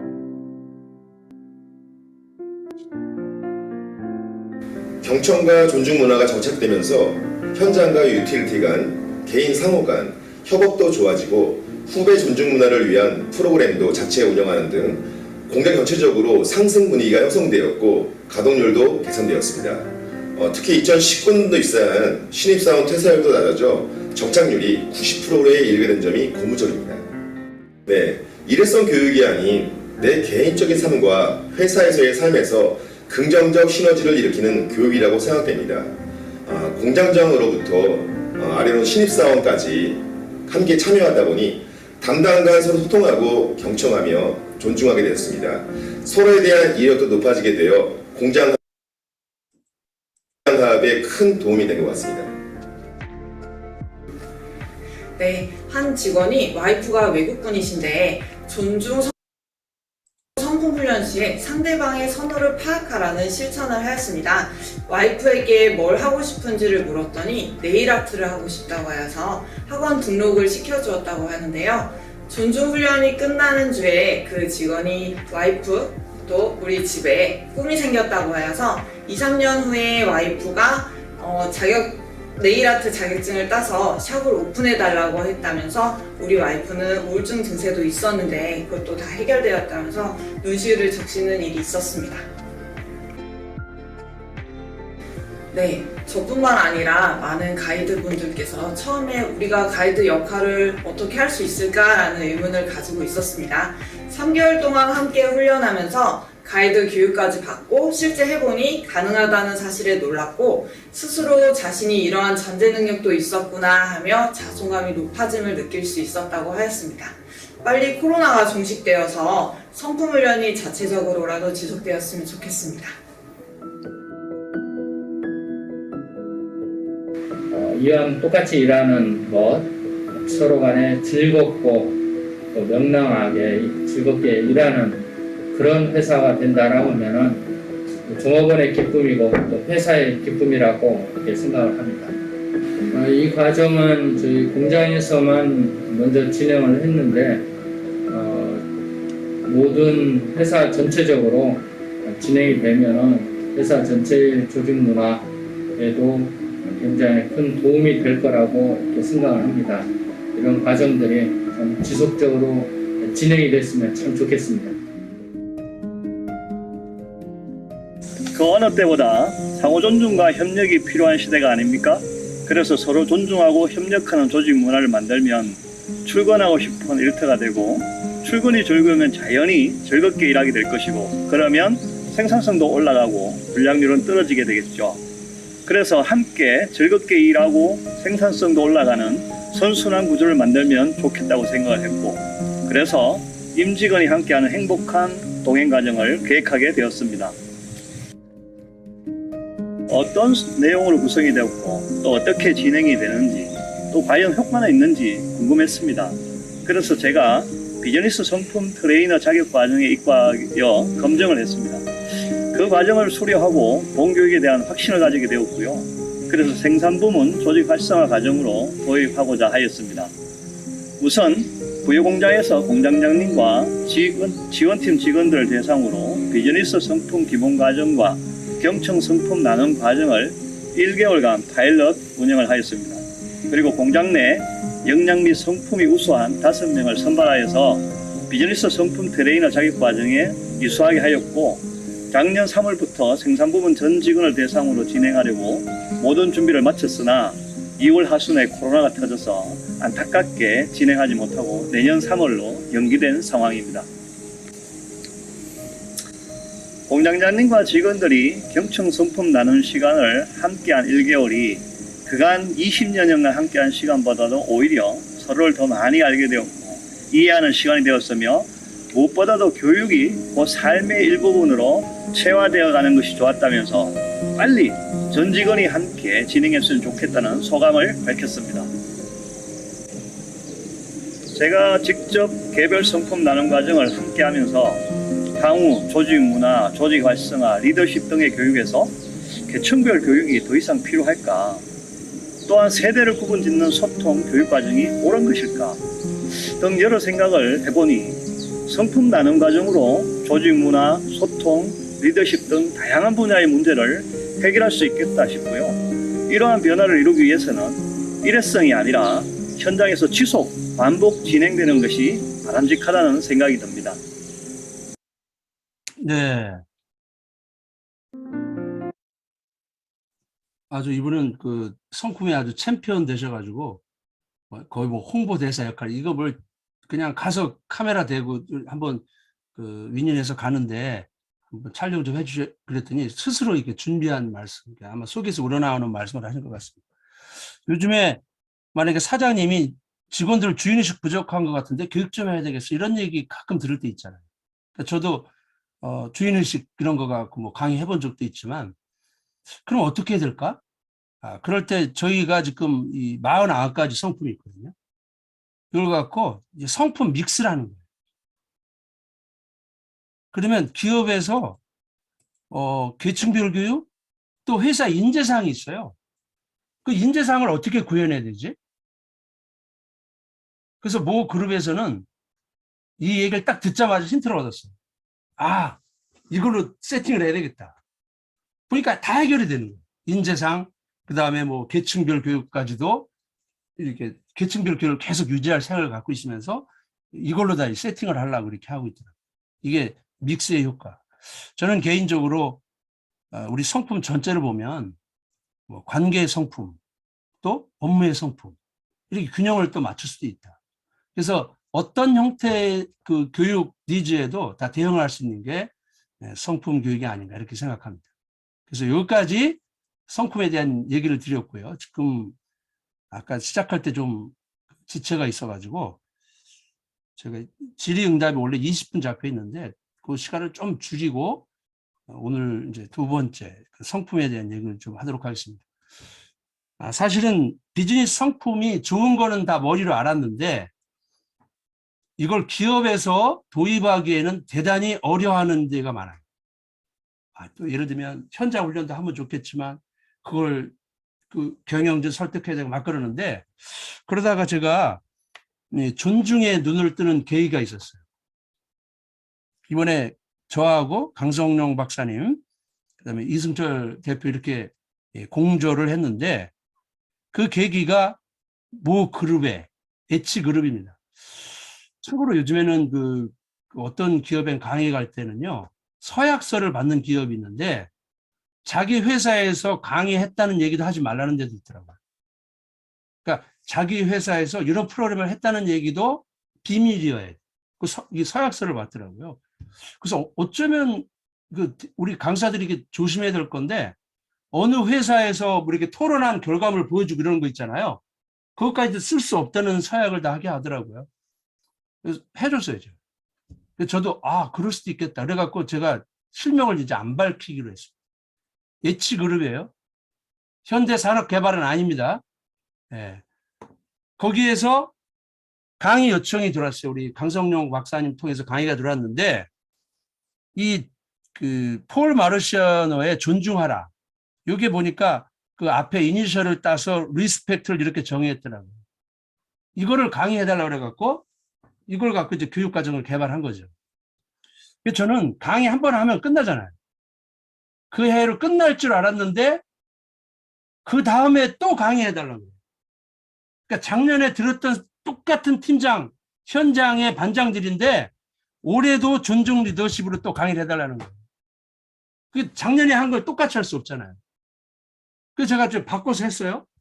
근데 더 이상 안 부르겠지 그랬는데 작년에 또 부르는 거예요. 여전히 동일한 대상, 동일한 주제. 그러니까 저는 얼마나 이게 이게 차별화를 위해서 제가 노력을 많이 해야 될까요? 그러다가 이 존중이 어마어마한 테마구나. 이 회사가 왜 이렇게 존중을 집요할 정도로 존중을 강조하고 심지어는 팀장 평가 척도도 다 바뀌었어요. 유일하게 하나만 남아있어요. 그게 뭐냐? 존중 평가예요. 그러니까 직원을 얼마나 존중하느냐로 우수 팀장인지 아닌지를 결정하는 거예요. 이거는 뭐냐면 존중을 해주면 좋은 성과가 나온다는 확신에서 나오는 거예요. 경영층의 확신에서 나오는 거죠. 그러다 보니까 제가 존중을 정말 다양하게 연구할 수밖에 없게 되잖아요. 제가. 그러다가 저는 이제 놀라운 게 작년에 왔던 그 강사 죽지도 않고 또 왔는데 강의 끝나는데 이렇게 막 올리는 거예요. 심지어는 마지막에 이렇게 쓰는 사람이 있어요. 그러니까 저한테 3년 연속 강의를 들은 사람이 채팅장에다 뭐라고 올리냐면 내년에 또 봬요 이렇게 했더라고요. 올해도 또 부를지 모르겠는데 제가 올해는 가서 강의할 수 있어요. 왜냐하면 제가 그런 경험을 통해서 이 존중 모델을 이번에 만들었기 때문에 그거 갖고서 하면 되죠. 저는 그 회사에 진짜 감사하죠. 저를 3년 연속 안 불러줬으면 아마 존중의 힘은 나오지 않았을 것 같아요. 그거 하면서 제가 깨달은 게 뭐냐. 제가 책에 프롤로그에 넣었는데 우리 개인들 행복한 가정을 유지하고 또 학교 교육을 정상화하는 거. 우리 아이들이 미래의 인재로 성장하는데 또 기업들은 창의성이 막 폭발하는 조직이 돼야 되죠. 그 다음에 이제 요즘에 몰입에 대한 관심이 많거든요. 이유가 뭐냐면 업무하는 방법이 바뀌었어요. 제가 삼성전자 여기 지금 우리 한 분이 들으신 것 같은데 제가 반도체 부문의 팀장들 강의를 갔는데 주제가 몰입이더라고요. 그러니까 몰입이 왜 이렇게 관심이 높아졌을까요? 주 52시간제가 도입됐잖아요. 그러니까 전과 동일한 성과를 유지해야 되는데 일하는 시간이 줄어들었어요. 결국은 그거는 몰입도를 높이는 수밖에 없는 거죠. 그러니까 몰입에 대한 관심이 무지장 높아요. 그러니까 이 모든 것을 해결할 수 있는 마법과 같은 키가 있는데 야 이게 바로 존중이구나. 이런 결론에 이르렀던 겁니다. 그래서 제가 출판사 사장한테 제가 이런 걸 한번 책으로 써볼까요? 그랬더니 계약서도 안 쓰고 계약금을 입금을 해버렸어요. 작년에. 그래서 저는 좀 책을 오래 쓰는 거를 좀 싫어해요. 그래서 뚝딱뚝딱 해가지고 한 3개월 만에 넘겼더니 제가 약간 좀 너무 기업 오리엔티드로 썼나 봐요. 그러니까 출판사 사장이 주제가 좋은데 전 국민이 읽는 책으로 하면 어떻겠느냐 그래가지고 그 너무나 좋은 아이디어예요. 그래서 사례를 다양하게 모아가지고 이거는 이제 낸 거죠. 그래서 이번에 나오게 됐는데 저는 기본적으로 기업체 강의하기 때문에 이 안에 기업에 대한 얘기가 제일 많이 들어가지만 사실은 누구나 다 읽을 수 있는 책으로 쓴 겁니다. 책을. 저는 리스펙트를 이번에 타인을 귀하게 여기는 마음을 말과 행동으로 표현하는 것 이렇게 정의했어요. 우리 그 감사 성품이 다른 사람이 나에게 어떻게 혜택을 주었는지를 말과 행동으로 알려주는 건데 그 정의를 약간 제가 패러디한 거죠. 그래서 이 존중 그러면 그냥 소극적 감정이 아니라 적극적 행동이라는 거예요. 그런 관점에서 제가 이 리스펙트를 정의했습니다. 자, 여러분 채팅창에 한번 올려보실래요? 여러분 존중받는다고 느꼈을 때가 언제였는지.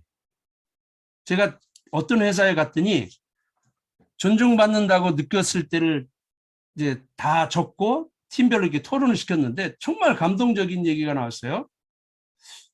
그분이 이제 손해사정 이런 업무 하시는 분인데 그날따라 너무나 바빠가지고 점심 먹을 시간이 없어서 라면을 먹고 집에 갔대요. 그랬더니 아들이 아빠 오늘 뭐 드셨어요? 그러더래. 그날따라. 그래서 아빠 오늘 너무 바빠서 라면 먹었거든. 그랬더니 갑자기 방에 들어갔다 나오더니 봉투를 하나 딱 내밀더래요. 아빠 건강이 중요하신데 맛있는 거 드세요. 그러면서 봉투를 딱 줬는데 봉투에 얼마 들어있었을 것 같아요? 초등학생 아들이 10만 원이 들어있대. 그냥 그때 자기도 모르게 이게 뭐라고 눈물이 꽉 돌더래요. 이분이 그걸 딱 발표하니까 사람들이 그냥 저절로 감동이 됐는지 와 막 이렇게 박수를 치더라고요. 맞아요. 그렇게 귀하게 여기는 마음을 표현한 거죠. 자, 여러분 한번 올려보실까요? 채팅창에. 여러분, 내가 존중받는다고 느꼈을 때. 예. 반성하게 됩니다. 근데. 의견이나 생각을 물어봐 줬을 때. 그렇죠. 업무 감사의 메시지를 받을 때, 나를 귀하게 생각했다는 것을 느꼈을 때. 세상의 아기가 잘 키웠네요. 그런 얘기할 때. 그렇죠. 경청을 잘해줄 때, 인사 되게 중요해요. 저는 개인적으로 인사가 그 존중에 대단히 중요하다고 생각하는 사람 중에 한 사람인데, 나의 의견을 물어주고 눈 마주 끄덕끄덕 해주는 거, 기다려주는 거, 둘째 딸이 언제 오는지 매번 챙길 때. 우리 황필 선생님이 그 상담하시는 분인데 그 집안 분위기가 느껴지네. 집에 가면 안아주고 스킨십 하면서 자신의 얘기해주고 또 상을 받거나 또 말한 것을 기억하고 행동할 때, 인사 정말 중요합니다. 우리 이준희 선생님 아주 리액션 너무 잘해주세요. 진급했을 때 사랑이 가득한 집, 뭐 이런 얘기 하셨어요. 조카가 이모는 행복해야 할 사람이네. 와우. 김미옥 선생님 잠깐 좀 얼굴 좀 보여줄 수 있나요? 김미옥 선생님. 네, 안 되시네요. 네, 좋습니다. 잠깐만요. 나오셨어요? 네네, 비디오가? 예. 왜 비디오가 안 되죠? 안 되죠. 그럼 말씀을 한번 해보세요. 자, 그럴 때 본인은 어떤 마음이 드세요? 울컥했습니다. 울컥. 어떤 때였냐면요. 작년에 제가 이제 시집을 하나 냈거든요. 출간을 했었는데. 그 시집을 간 게 아니고 시집을 내셨네요. 네, 시집을 냈습니다. 다들 시집을 냈더니 시집을 갔냐고 말씀을 여쭤보시더라고요.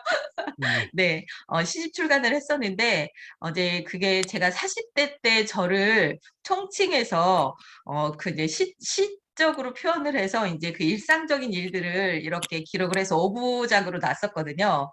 그런데 이제 그 조카가 24살 조카가 읽어보더니 보통 저는 책을 많이 안 읽는데요. 그런데 이모 그 시집을 받아서 저녁에 너무 그 울면서 읽었다고 그러면서 우리 이모는 이런 일이 있었구나. 그러면서 주변에 그러니까 자기 그 사촌들이 겪었던 일, 이모가 겪었던 일들을 그 옆에서 봤잖아요. 네. 봤는데 그걸 보고 글을 보니까 너무 매칭이 잘 되면서 그때 상황들이 잘 표현이 됐다고 그러면서 우리 이모가 이렇게 고생을 많이 했구나. 우리 이모는 행복해야 될 사람이구나 라는 생각을 해서 했다고 그냥 그 메시지가 그렇게 왔더라고요. 그래서 굉장히 울컥했었습니다. 아유, 축하드립니다. 우리 김미옥 선생님 말씀을 잘 하시는데 그 직업이 무엇인지요? 저는 액션 러닝 코치입니다. 어째 우리 자주 봬요.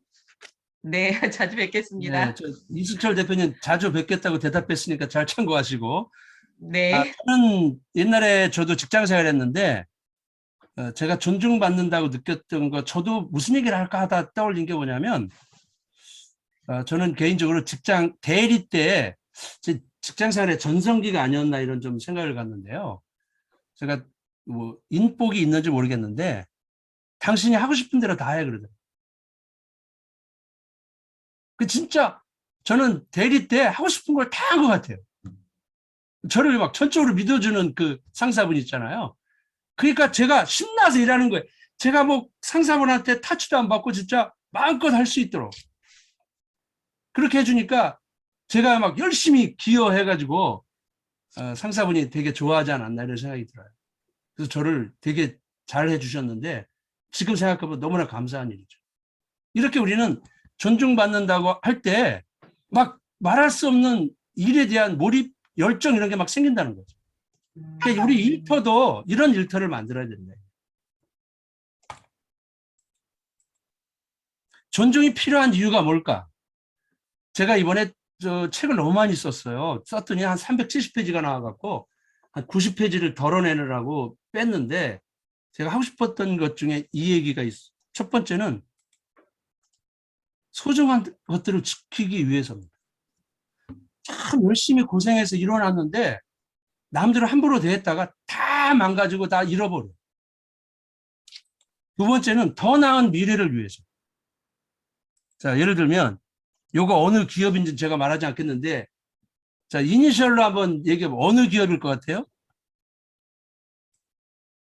NI. 예, 그 정도만 하겠습니다. 아시겠죠? 최근에 있었던 일. 저는 이분들을 보면서 야, 이분들이 좀 존중을 알았다라면 어땠을까. 이런 일. 여러분, 기업을 일구는 게 얼마나 어려워요. 우리는 그 사람들을 막 비난하지만 저한테 돈 주면서 그 기업 만들어봐. 저 죽었다 깨어나도 못 만들어요. 얼마나 많은 갈등과 번민의 시간이 있었을까요? 이렇게 어렵게 만든 거를 그냥 한 방에 다 잃어버리는 거예요. 명예까지. 그런데 이런 데가 특징이 있다는 거예요. 이렇게 직원들을 무리하게 대하는 게 거의 유전적으로 계속 이어진다는 거예요. 안타까운 일이죠. 그 다음에 연구에 의하면 상사가 직원을 비인격적으로 대할 때 직원들은 보복을 한대요. 상사를 조직의 대표로 봐갖고 상사에게 보복하는 게 아니라 조직에게 보복을 하는데 그게 바로 뭐냐? 지식 은폐예요. 지식을 공유해야 되는데 지식을 숨겨버려. 그래서 1년 동안 미국 기업들이 연간 지식 은폐로 날리는 돈이 얼마냐? 퀴즈. 자, 요거 맞추면 책 받아갑니다. 포춘 500대 기업이 지식 은폐로 입는 연간 손실액은 몇 억 달러일 것 같아요. 자, 올려보세요. 어차피 틀리는 거니까 막 써보자고요. 제일 근접하신 분한테 드리도록 하겠습니다. 채팅에 1조, 100억. 자, 500개 기업이에요. 500개 기업. 100억 너무 적게 쓰셨는데?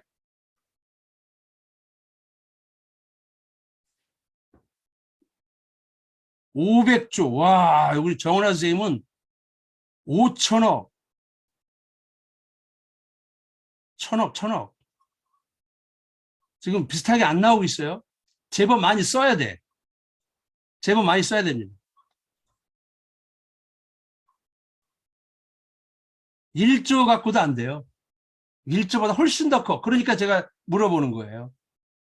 5조 달러. 와, 이준 선생님 대단합니다. 5조 달러. 2억 5천 불. 정답이 안 나오는데 시간 관계에서 제가 공개할게요. 315억 달러. 권현아 선생님이 당첨됐는데 검색하셨나 봐. 그렇죠? 아무튼 당첨. 우리 권현아 선생님 축하합니다. 예. 315억 달러면 얼마죠? 약 거의 38조? 예, 그 정도 되겠죠. 지식 은폐. 이 크리스틴 포레스라는 분이 그 직장 들어갔다가 상사의 무례함에 질려가지고 회사를 그만두고 그때부터 지금까지 무례함만 연구해서 무례함의 세계 최고 학자가 됐어요. 이분이 하는 얘기가 직장 분위기가 엉망진창인 그런 기업들을 가보면 도처에서 날뛰는 얼간이들 탓일 것이다. 이렇게 짐작하고 연구했더니 그렇지 않더라는 거예요. 뭐냐면 잘 모른다는 거예요. 내가 지금 이렇게 하는 게 무례한 건지조차 모르고 한다는 거예요. 그러니까 별로 의도를 갖고 나 이 직원을 죽여버리겠어 이러고 하는 게 아니고 자기도 모르게 그냥 하고 있다는 거예요. 이 얘기는 뭐죠? 이걸 일깨워줘야 된다는 거예요. 교육을 통해서. 아니면 뭐 여러 가지 방법으로 일깨워줘야 된다는 거죠. 자, 우리 디지털 시대에 아까 뭐 제가 시작할 이런 고민거리들 있잖아요. 이거를 고민을 해결하는데 이제 존중이라는 얘기를 제가 했어요. 자, 작년에 테네오라고 글로벌 CEO 컨설팅 회사의 HR 탑 인터레스트 1위가 뭐냐? 종업원 몰입도예요. 이게 제일 관심이라는 거죠. 그런데 지금 글로벌 HR 전문가들은 직원들을 몰입하려면 어떻게 되지? 딱 떠올리는 게 아마 여러분들은 성과급제를 떠올릴 거예요. 그런데 이제 그 시대가 지나가고 있다는 거예요. 성과급제가 성과를 내는 줄 알았는데 어느 날 보니까 조직을 망가뜨리고 있더라고요. 조직의 사내 정치가 횡행하고 그다음에 동료를 경쟁자로 보면서 지식을 은폐하고 이런 움직임이 나타나서 지금 이미 이제 상대평가가 다 사라지고 최근에는 이제 절대평가로 다 전환되고 또 새로운 시스템을 어떻게 하면 마련할까를 다 고민하고 있는 거죠. 이미 그 대표적인 회사 잭 벨치 지위는 벌써 이거 다 없애버렸죠. 그래서 찾은 게 바로 뭐냐면 존중이에요. 여기 지금 더글라스 코난트 이 캠벨 이 회사의 사례인데 이 회사가 이 몰입도를 보세요. 몰입도가 2대1, 이분이 부임할 때가 2대1이라는 얘기 뭐냐면 2하고 1 더하면 3이죠. 3명 중에 1명은 적극적 비몰입자. 그런데 이분이 은퇴할 때쯤 돼갖고 이게 무려 17대1인데요.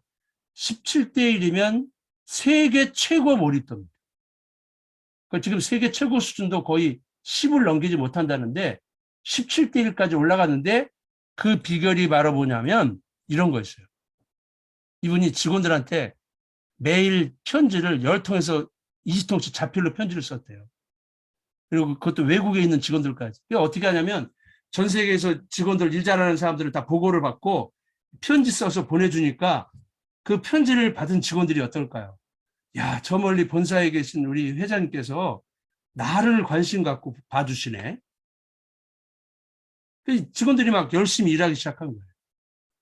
그러면서 이분이 하는 말이 나 같은 경우에는 편지 쓰기가 그 같은 효과를 낳았다는 거예요. 여기서 이 분야에서 우리가 얻을 수 있는 통찰은 존중의 방법은 다양할 수 있는 거예요. 그러니까 자기 스타일을 찾는 거죠. 그 다음에 이제 어느 분이 저에게 여기 수강 시청하면서 질문하신 분이 있어요. 존중만 하게 되면 자칫 조직의 역동성이 낮아지는 건 아닙니까?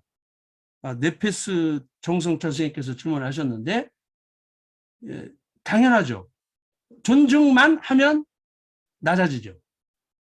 이분은 동시에 이슈에 엄격한 겁니다. 근데 이슈에 엄격하려면 내가 직원들을 정말 존중해줘야 돼요. 그래서 양쪽이 균형을 이루어야 돼요. 우리가 성품에도 균형 성품이 있는데요. 마찬가지라는 것이죠. 그래서 이슈를 엄격하게 하면서 정말 진정으로 직원들이 진짜 이분은 나를 존중해라고 느낄 수 있게 만들어줘야 된다는 거예요. 이 몰입도 측정을 갤럽이 합니다. 전 세계 유명 기업들과 국가별 통계를 내는데 이 질문 12가지가 대부분 존중이에요. 저는 그래서 존중이 몰입이라고 봐요. 근데 우리나라가 지금 물론 오래된 통계인데 요즘에는 어떤지 모르겠지만 크게 그 개선이 안 된 것 같아요. 저기 통계를 검색해도 안 나오더라고요. 한국이 유난히 낫다는 거예요. 그래서 카톨릭대 김기찬 교수님이 국민경제자문회의 기고문에 우리나라 직원들이 11%한테 이 직원들의 비율을 조금만 높여보자. 그러면 더 창의적인 국가가 될 수 있지 않을까? 그런 안타까움을 기고를 하셨더라고요. 그 다음에 이 창의성 그러면 이 테레사 아마빌 교수가 되게 유명하죠. 이분이 그 조사를 해보니까 직원들이 긍정적인 감성, 기분이 좋을 때 창의적이 되더라. 그러면 어떤 때 기분이 좋으냐? 세 가지예요, 세 가지. 작은 성공 경험. 작은 그런 성공 경험할 때 막 칭찬해주는 분위기 만들어주고, 두 번째는 이제 지원을 열심히, 그러니까 지원을 받을 수 있다. 이런 확신을 갖게 만들어주는 거. 그다음에 세 번째가 대인관계에서 좋은 경험을 갖는 거예요. 그러니까 결국은 이 존중과 관련이 있는 거죠. 그러니까 창의적이 되라고 명령한다고 창의적이 되냐고요. 이런 문화를 만들어야 되는 거죠. 그래서 사람을 움직이는 힘이 과거에는 위력, 이거는 상대방을 제압하는 힘이에요.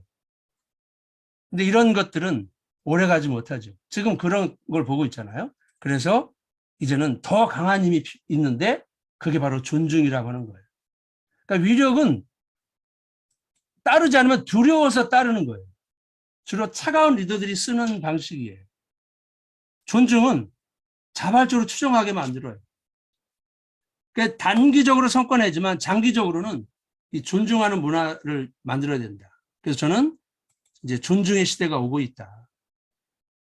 그래서 우리 윈윈 긍정 변화 컨설팅은 2022년을 존중의 해, 이래서 기업에 존중 프로그램을 열심히 보급할 계획을 갖고 있습니다.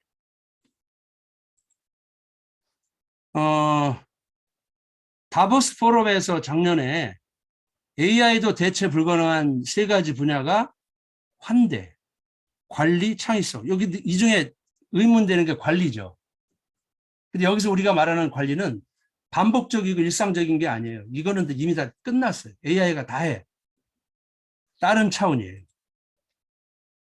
여기도 비언어적인 소통 능력.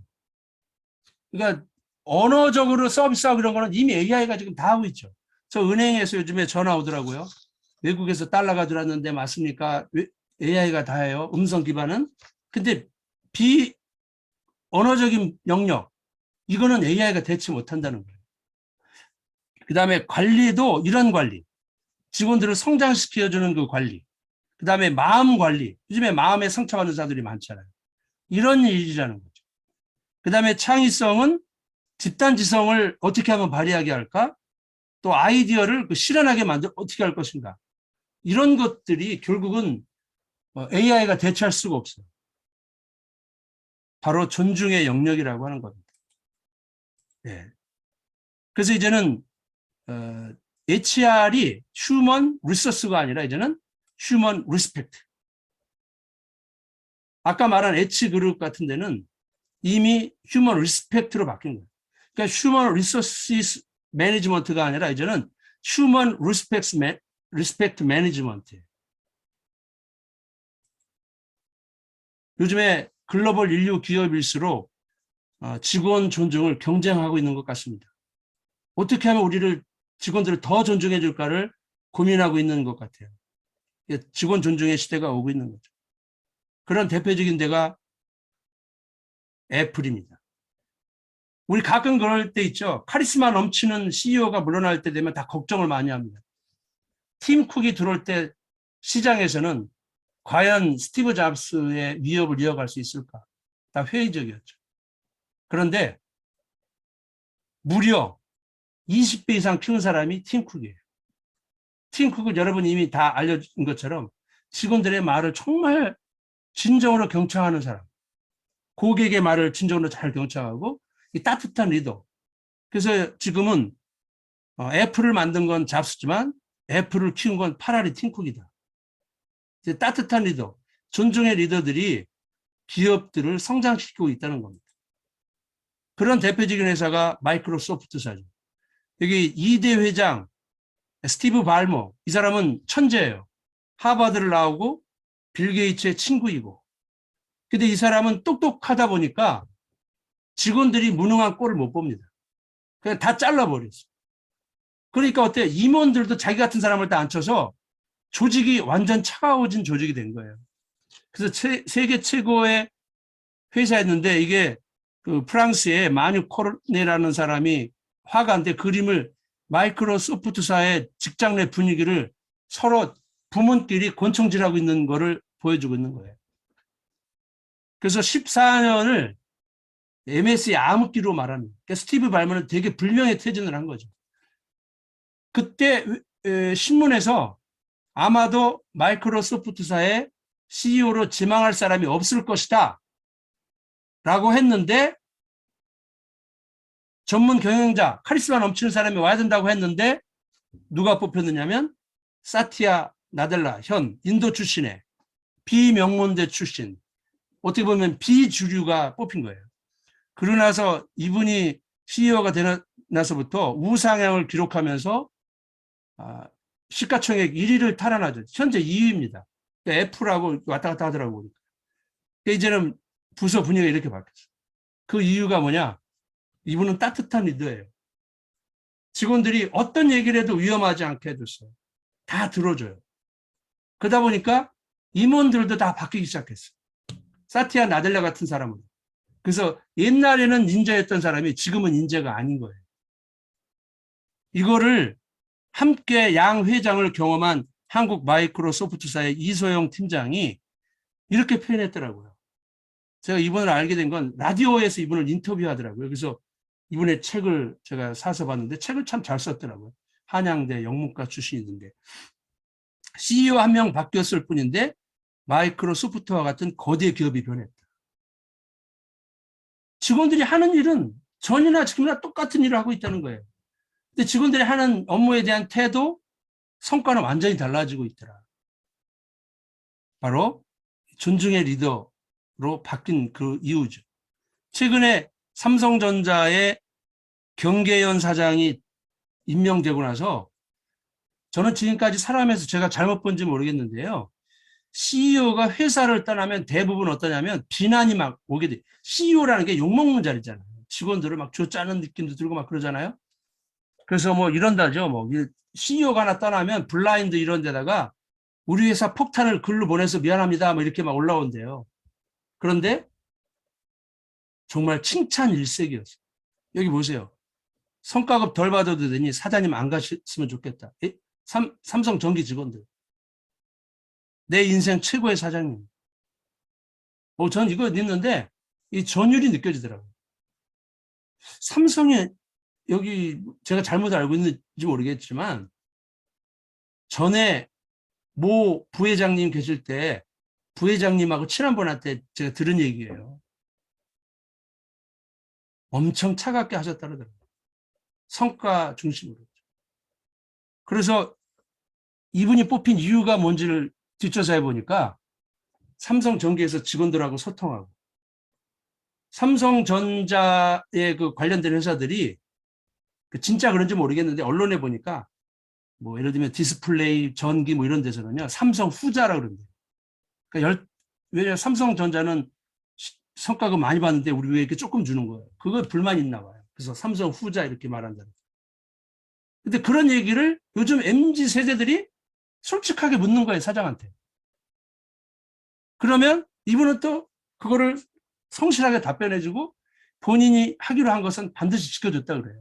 그게 직원들의 마음에 남아 있었고 그런 모습을 삼성이 높게 평가해서 사장으로 앉혔다. 이게 이제 언론에서 평가거든요.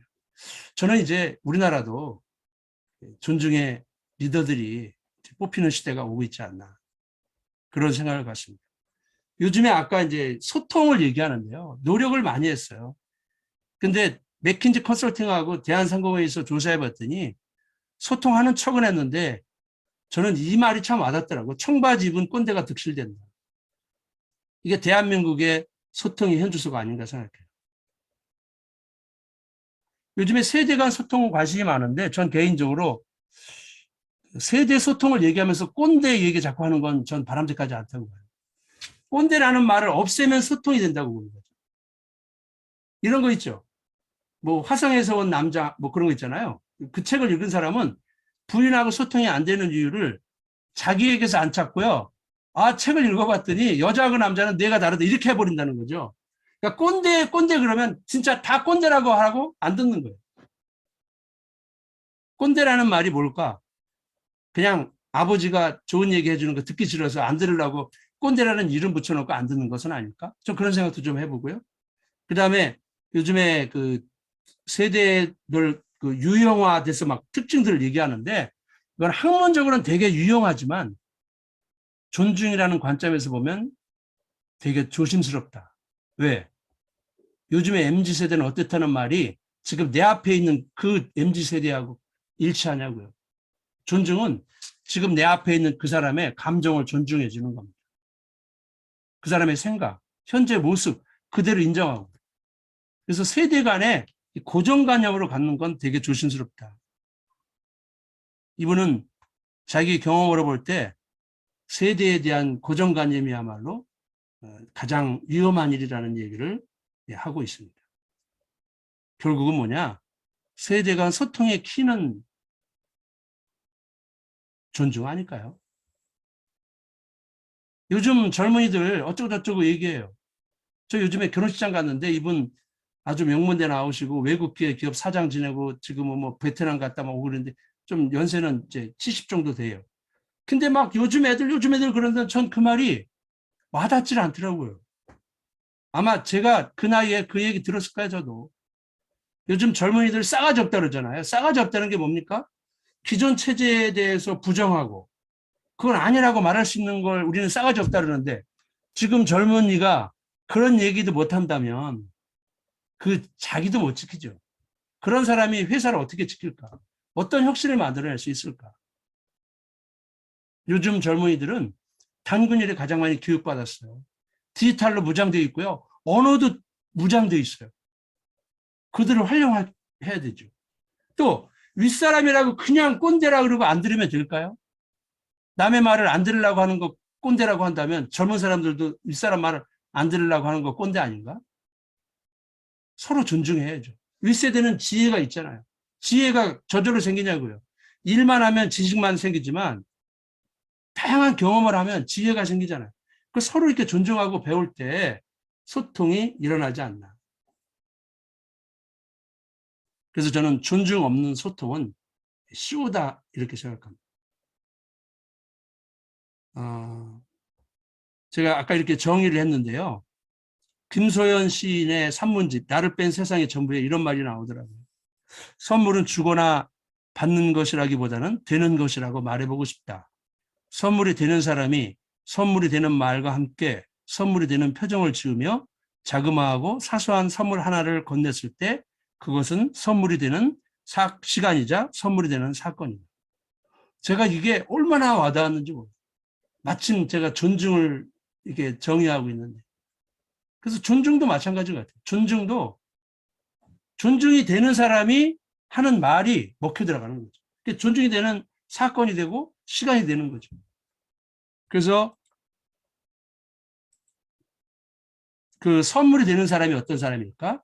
그래서 아까 제가 우리 함께 하면 즐겁고 행복한 사람을 그냥 따왔고 이런 사람이 되기 위해서는 5가지가 필요한데 그게 공감적 관심이고 그 다음에 이제는 옳음보다 친절.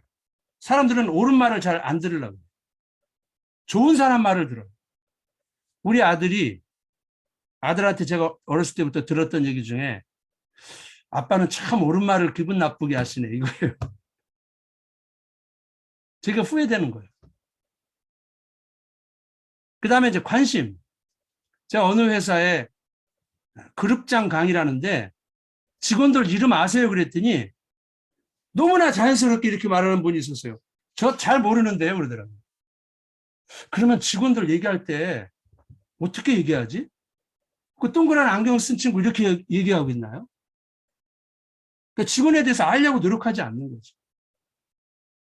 삼성전자 연수원에 갔더니 그 삼성 액션 옛날에 그 기업 문화를 바꾸자 해갖고 9 액션스라는 게 있거든요. 1번이 뭐냐면 먼저 보는 사람이 먼저 인사하자. 저는 그걸 딱 보는 순간 이거 되게 뻔한 것 같은데 1번이 인사하자. 너무나 소중하게 들어가죠. 인사하자는 게 뭔가요? 조직이 거대해지다 보니까 옆에 사람 관심 없어. 근데 그냥 내가 먼저 보는 사람이 인사 한마디 해주면 그게 바로 연결이 되고 소통이 되는 거 아닌가? 그 다음에 이제 포용. 포용은 다양한 생각, 그 다음에 실수, 특히 이제 반대에 대한 관점. 제가 그 세바시 강의를 듣다가 감동한 게 이 조달한 배우 혹시 들어보신 분 계세요? 본인이 무진장 많이 출연했는데 뜨지 않았다 그러면서 하는데 강의를 되게 잘하더라고요. 자기가 그 대학로에서 첫 연극 앞두고 감독이 배우분들 모여보세요 그러더니 우리 통상적으로 오늘 뭐 실수하지 말고 잘해 그럴 줄 알았더니 실수하세요 그러더래. 실수하세요. 나는 실수하는 것만큼 아름다운 게 없는데 실수하는 게 더 아름다워요. 왜 그런지 알아요? 실수 안 하라고 하면 더 큰 실수하거든요. 무대 위에서 실수 안 하라고 하는 배우는 딱딱하게 보여요. 그러니까 이런 얘기 들을 때 이 사람이 진짜 실수하라고 하는 얘기가 아니잖아요. 실수해도 걱정하지 마. 마지막에 여행 잘 마치고 돌아오시면 제가 꼭 안아드릴게요. 그리고 허접한 제 배에 타주셔서 감사합니다. 그날 제목이 허점 있는 배우가 사랑받는다. 우리가 실수에 대한 관점을 정말 이게 마음그릇이 크다는 거죠. 그 다음에 시간이 다 돼가서 자유. 저는 개인적으로 이번에 존중을 쓰면서 자유에 대해서 제가 엄청난 깨달음을 가졌어요. 이거는 김영석 교수님한테 제가 힌트를 얻은 거예요. 김영석 교수님이 많은 부모들이 자녀를 사랑한다고 하는데 자녀의 무엇을 사랑하느냐. 그러면 성적, 애 좋은 학교 가는 거, 이걸 사랑하지 않냐. 죄송하지만 그건 사랑이 아니라는 거예요. 아이에게 최고의 사랑은 아이의 자유를 사랑하는 거다. 아이의 어떤 자유? 선택의 자유. 근데 우리는 어떻습니까? 부모가 정답을 다 해줘요. 과도 다 정해줘요. 아이가 결정할 게 없어요. 모 명문대 학생이 저 자살하고 싶어요. 왜? 저는 이 대학 학생이 아닌가 봐요. 그게 무슨 생각이에요? 이렇게 좋은 학교 왔는데. 저는 우리 엄마가 다 결정하거든요. 제가 수강 신청을 하면 엄마가 아이디 비밀번호 다 갖고 있다가 얘가 왜 이 과목을 신청했지? 과목도 바꾼대요. 자살하고 싶다. 이거. 뭘 사랑한 겁니까? 이거. 그러니까 아이들에게 이건 이런 방법도 있고 이런 방법도 있어. 어떻게 하는 게 좋겠니? 그래서 아이가 실패했을 때 오는 그 중압감, 이런 모든 고통까지도 오롯이 아이 것으로 만들어주는 것, 이게 진짜 사랑하는 거죠. 이 자유를 확장하면 우리 인파워먼트도 자유예요. 직원이 결정할 권리가 없어.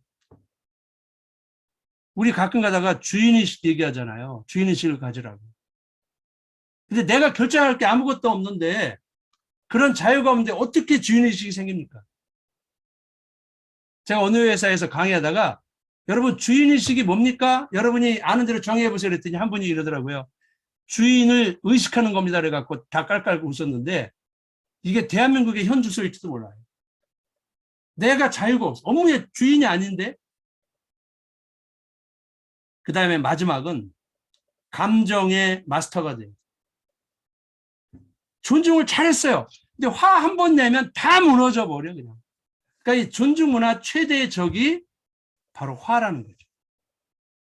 그래서 이제는 이 교육에서는 화를 느끼는 것, feeling에서 이제 thinking, 생각하는 것을 전환하는 거예요. 그래서 화를 내가 선택할 줄 아는 능력으로 만들어주는 것. 이게 감정 통제입니다. 자, 제가 아까 한 10분 정도 늦게 시작해갖고요. 예정보다 그만큼 이렇게 늦어졌는데, 여기까지 하고, 질의응답은 지금부터 좀 하실 분 하시죠. 예. 아무튼 잘 들어주셔서 감사합니다. 네, 감사합니다. 말씀 들어봤습니다. 이상으로 위인 긍정 변화 컨설팅에서 주관하는 디지털 포메이션 시대 기업 교육 혁신과 존중의 힘 출간 기념 초청 특강을 마치도록 하겠습니다. 다시 한번 함께해 주신 각 기업 HR 담당자님들께 깊은 감사의 말씀을 드립니다. 이상으로 마치겠습니다. 감사합니다.